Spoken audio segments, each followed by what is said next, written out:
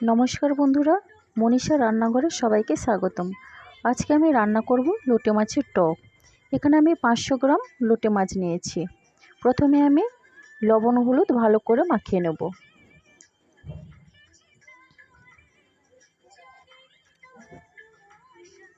লবণ হলুদ ভালো করে আমি মাছে মাখিয়ে নিয়েছি।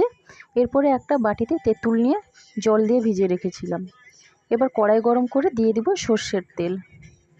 তেল গরম হলে আমি দিয়ে দেবো ফোড়নে শুকনো লঙ্কা, কালো সর্ষে আর 5 ফোড়ন।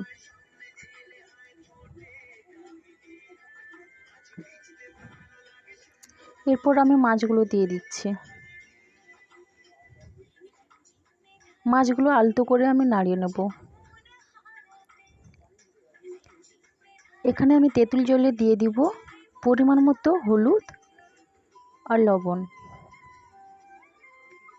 লবণ হলুদ দিয়ে আমি তেঁতুল জলটা ভালো করে মাখিয়ে নেব। তেঁতুলগুলো জলটা আমার রেডি হয়ে গেছে।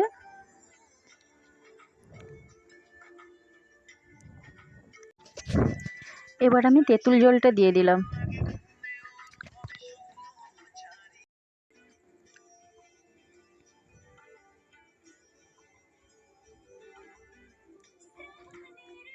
এরপরে দিয়ে দিলাম 4টে কাঁচা লঙ্কা, দিয়ে দিলাম পরিমাণ মতো চিনি।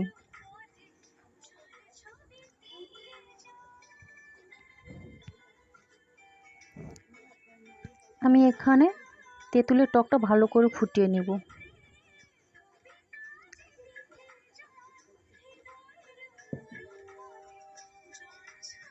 দেখুন বন্ধুরা, তেঁতুল টকটা কিভাবে ফুটছে। তেঁতুলটা যত ফুটবে তত তেঁতুল টকের টেস্ট বেশি হবে। এবার নামানোর আগে আমি দিয়ে দিলাম সর্ষের তেল।